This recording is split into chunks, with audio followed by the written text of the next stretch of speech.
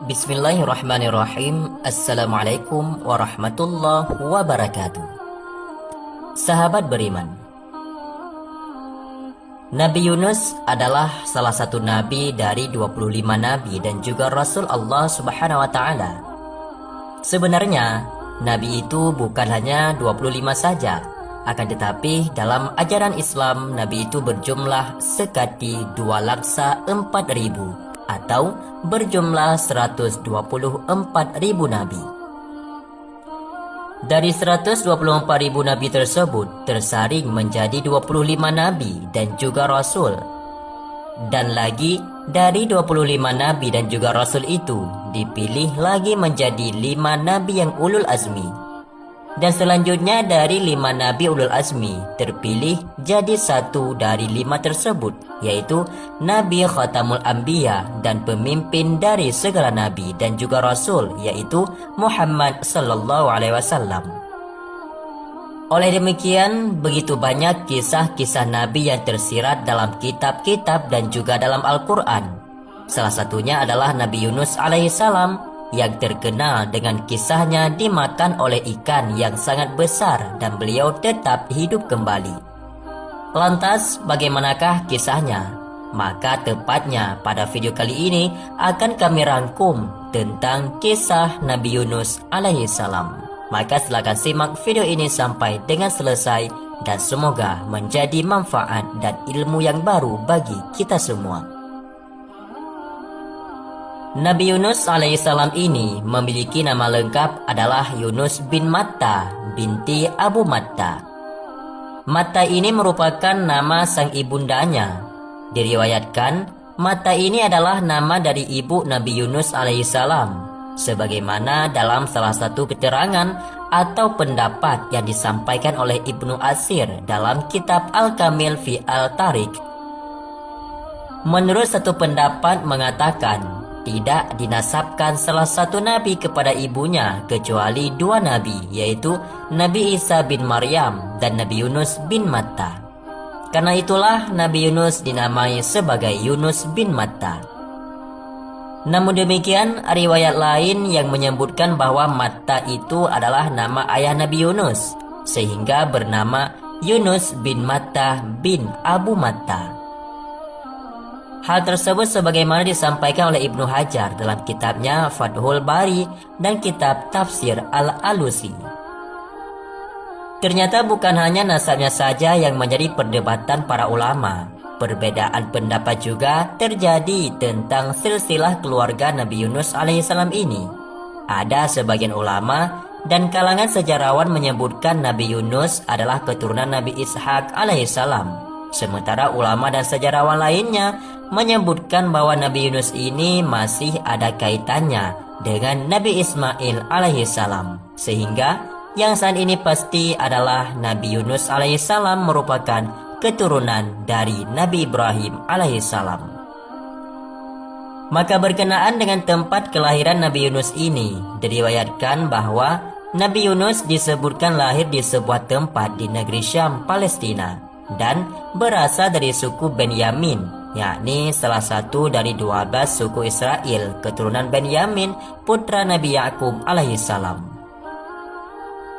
Nabi Yakub tersendiri ini merupakan anak laki-laki dari Nabi Ishak alaihissalam. Di dalam Al-Quran, Nabi Yunus dijuluki dengan sebutan Zunnun. Di dalam tafsir fi Fizalil Quran, Said Qutb menjelaskan, Nabi Yunus disebut Zunnun yang berarti pemilik paus. Maknanya, paus telah menelannya, kemudian memuntahnya kembali. Nabi Yunus alaihissalam ini pernah ditelan oleh ikan raksasa dan pada akhirnya dimuntahkan kembali. Kisah Nabi Yunus ini yang ditelan paus tersebut terjadi saat dia diutus ke suatu negeri dan mendakwahkan penduduknya untuk beriman kepada Allah Subhanahu wa Ta'ala. Nabi Yunus alaihissalam diutus oleh Allah Subhanahu wa Ta'ala untuk menyampaikan ajaran tauhid kepada bangsa Assyria, Ninawa, yaitu Irak sekarang ini. Dalam dakwahnya, Nabi Yunus harus menempuh jarak yang jauh dari Palestina hingga ke Irak untuk berdakwah. Bangsa Assyria ini adalah suatu bangsa yang makmur dari segi sumber daya alam dan sumber daya manusianya. Bangsa ini terkenal dengan bangsa yang sangat kaya raya. Meskipun demikian, bangsa Assyria ini yang berada di Ninawa tersebut tidak menyembah Allah Subhanahu wa taala. Mereka menjadikan berhala sebagai Tuhan dan sering mengadakan ritual untuk pemujaan berhala. Hingga pada suatu saat Nabi Yunus diutus oleh Allah untuk memberi ajaran kebenaran kepada mereka. Alang-alang diterima dengan baik kedatangan Nabi Yunus ini.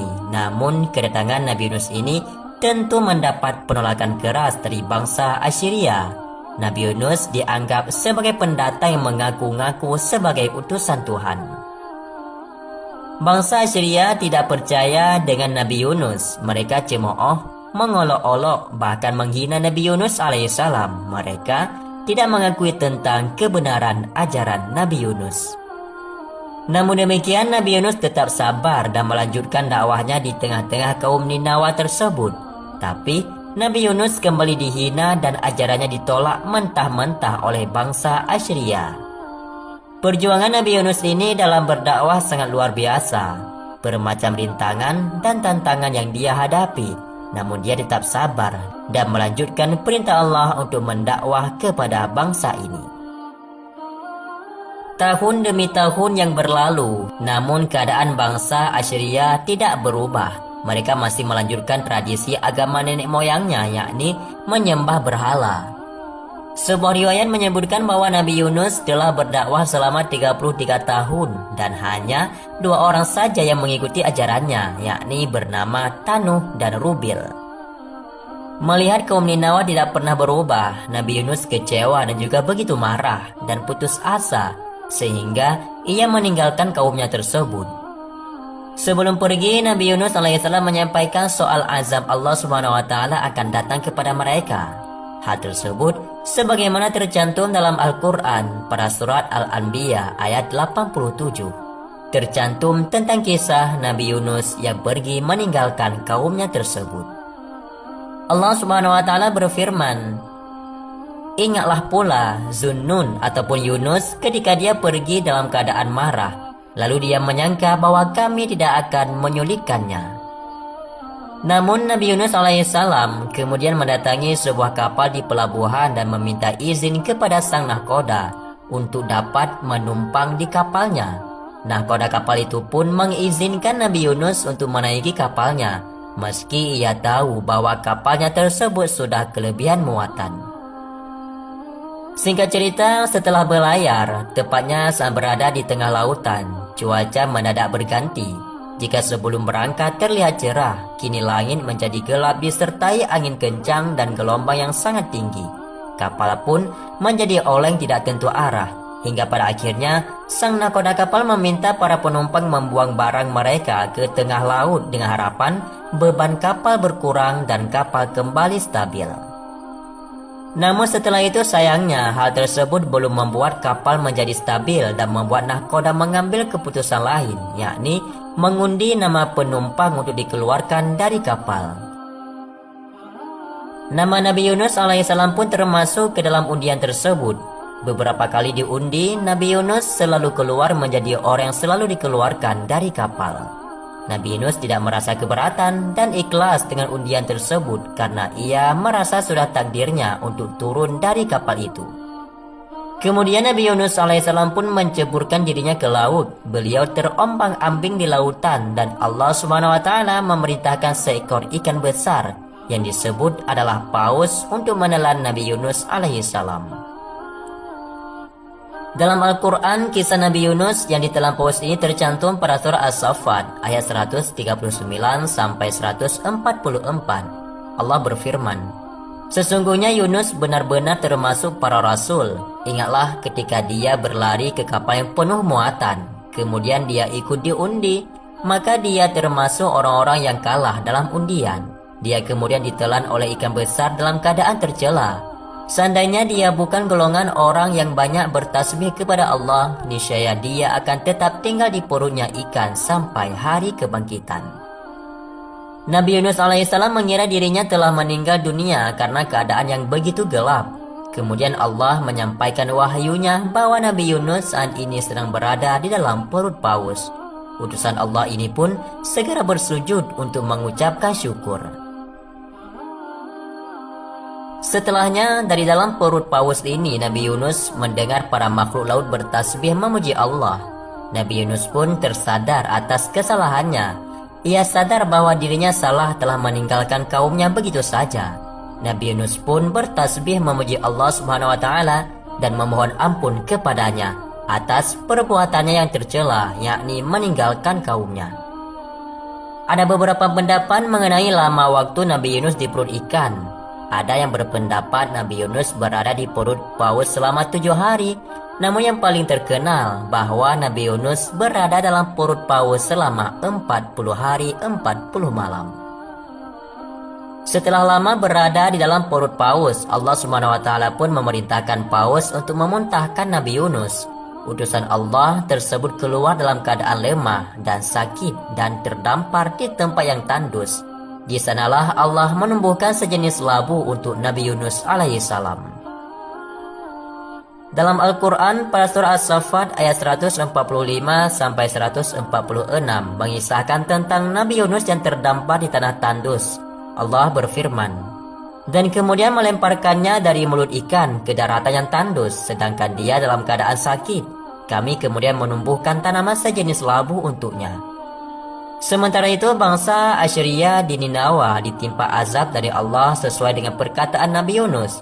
Sebelum sang Nabi pergi meninggalkan kaum tersebut, angin kencang dan petir memporak-porandakan dosa kaum Ninawa tersebut. Mereka bahkan mencari Nabi Yunus namun tidak ketemu karena Nabi Yunus kala itu sudah pergi meninggalkan mereka. Bangsa Asyria ini pun tersadar dan akhirnya mereka melakukan taubat dan bertasbih menyebut nama Allah. Melihat kesungguhan serta kejujuran bangsa Asyria, Allah pun menghentikan azabnya. Peristiwa tersebut sebagaimana diceritakan oleh Allah dalam surah Yunus ayat 98. Allah berfirman, "Maka mengapa tidak ada penduduk suatu negeri pun yang beriman, lalu imannya itu bermanfaat kepadanya selain kaum Yunus? Ketika mereka itu beriman, kami hilangkan dari mereka azab yang menghinakan dalam kehidupan dunia, dan kami beri kesenangan kepada mereka sampai waktu tertentu."